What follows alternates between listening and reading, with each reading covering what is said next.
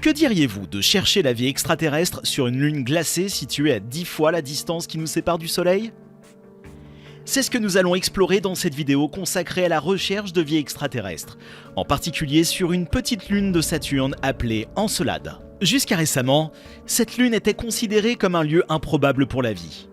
Mais les récentes découvertes ont révélé qu'elle pourrait être l'un des objets les plus prometteurs de notre système solaire pour la recherche de la vie extraterrestre. Alors allons-y et découvrons ensemble les raisons qui font d'Encelade un endroit fascinant pour la recherche de la vie et les dernières découvertes qui ont renforcé l'hypothèse. Tout a commencé en 2005, lorsqu'une sonde spatiale nommée Cassini s'est aventurée dans les confins de l'espace pour explorer la géante Saturne. Et c'est là que l'inimaginable s'est produit. En passant à proximité du pôle sud d'une petite lune glacée, Cassini a détecté un gigantesque panache de vapeur d'eau et de glace s'élevant à plusieurs centaines de kilomètres au-dessus de la surface. Un vent fou soufflait, dispersant ces particules dans l'espace.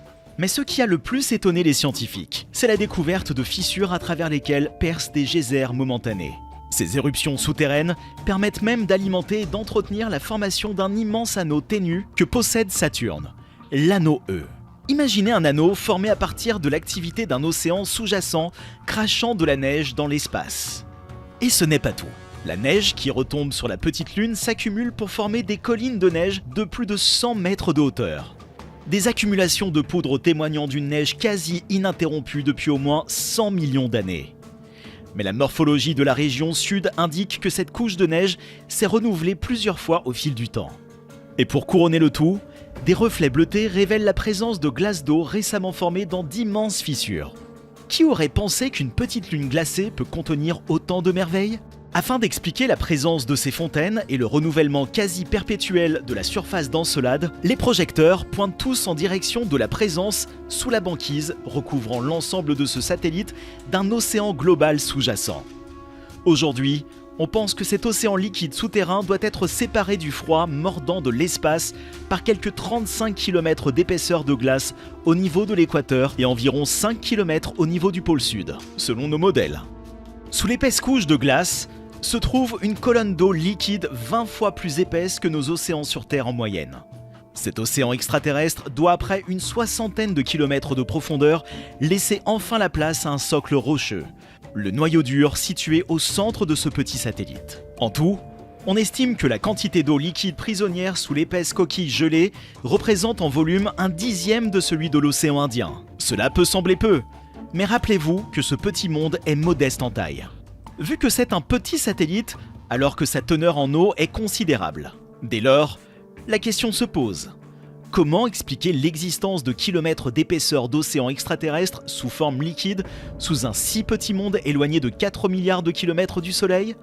La solution à cette énigme ne peut clairement pas provenir de notre étoile. Car la quantité d'énergie reçue par mètre carré sur Encelade est 99% plus faible qu'elle ne l'est sur Terre. En l'absence d'atmosphère, les rares rayons du Soleil qui parviennent jusqu'ici peinent à conférer à la Lune glacée une température de surface supérieure à celle à partir de laquelle la zone devient liquide. On ne peut pas non plus mettre cette source d'énergie interne sur le compte des landes des intégrations qui, lors de sa formation, ont dû couler au centre. Même si sur notre planète, ces éléments sont bien à l'origine d'une grande partie de la chaleur interne produite, Encelade est beaucoup trop petite pour avoir retenu sa chaleur primordiale. Alors pourquoi ce satellite de Saturne n'est-il pas comme la Lune, qui, bien que près de 7 fois plus grosse qu'Encelade, est depuis longtemps complètement refroidie? Qu'est-ce qui rend l'existence de ces océans intérieurs possible? En fait, de telles quantités d'eau liquide sous la surface ne peuvent s'expliquer que par la présence dans les entrailles de cette petite lune glacée d'une intense source de chaleur interne et continue d'une toute autre nature. On pense que cette mystérieuse énergie qui couve sous la glace provient du chauffage par friction d'effets de marée résultant d'une lutte déséquilibrée et continue entre la petite lune et sa géante gazeuse. En tournant autour de Saturne, Encelade subit une force de marée gravitationnelle causée par les variations de gravité de la planète géante. Cette force agit comme une force de frottement, générant de la chaleur à l'intérieur de la Lune en raison de la flexion et de la déformation de la croûte de glace. Cette chaleur est suffisante pour maintenir une partie de l'océan intérieur sous forme de liquide malgré les températures glaciales de l'espace environnant. Cette découverte est importante car elle montre que même les petits corps du système solaire peuvent abriter des conditions favorables à la vie.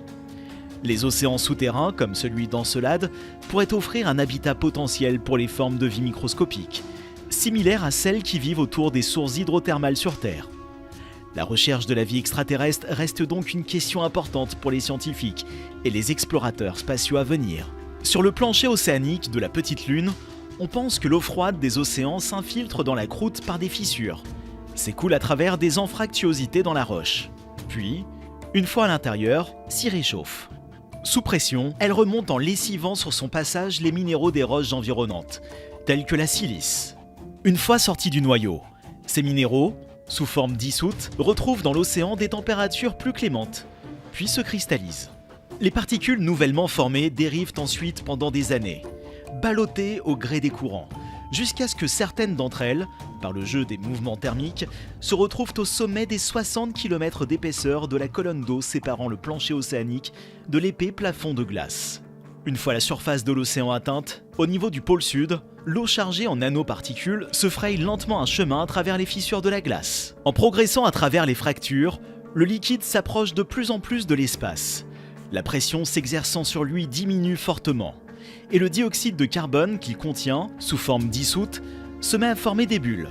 Ces bulles d'eau, en réalité des bombes à retardement, ne demandent qu'à éclater, car la proximité du vide de l'espace et ses faibles pressions peut porter à ébullition de l'eau liquide, même à très basse température, et ainsi provoquer un effet champagne instantané.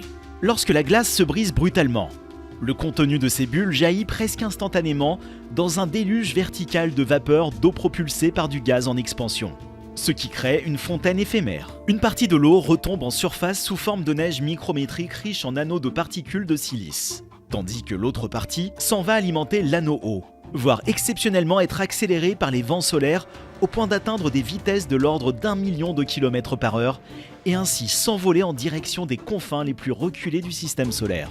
Il est impératif de noter qu'Encelade mérite qu'on s'y arrête dans une logique d'une quête de vie extraterrestre. Car les abysses des océans profonds plongés dans la nuit éternelle et écrasés par des dizaines de kilomètres d'eau ont tout d'un véritable enfer. Cependant, les découvertes hallucinantes que nous avons faites ces 50 dernières années à quelques kilomètres sous la surface de notre propre planète remettent en question ce raisonnement.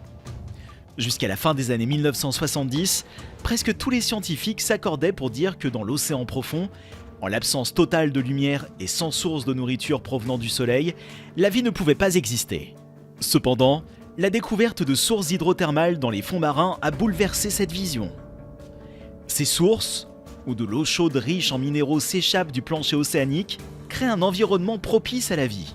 Des communautés entières d'organismes vivent autour de ces cheminées hydrothermales, se nourrissant de la chaleur et des minéraux que l'eau transporte.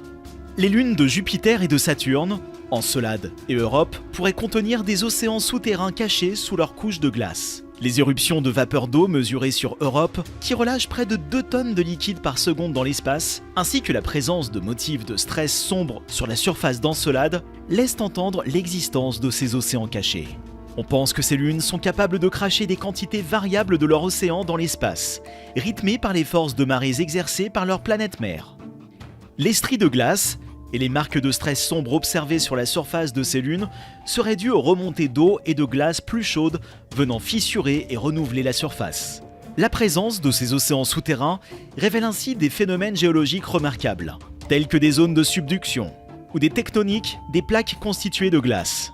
Enfin, il est également possible que d'autres mondes glacés, comme Ganymède, Callisto ou Pluton, abritent des océans liquides.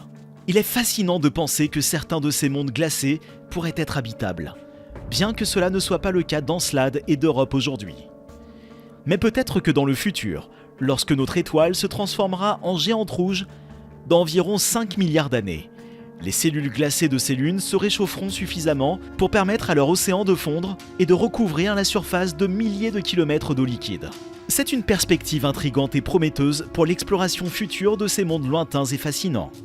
Nous espérons que cet épisode vous a plu et que vous avez appris de nouvelles choses sur les incroyables océans souterrains de notre système solaire. Si vous avez aimé cette vidéo, n'hésitez pas à laisser un pouce bleu et à vous abonner à notre chaîne pour ne rien manquer de nos prochaines aventures scientifiques. Merci d'avoir regardé et à bientôt.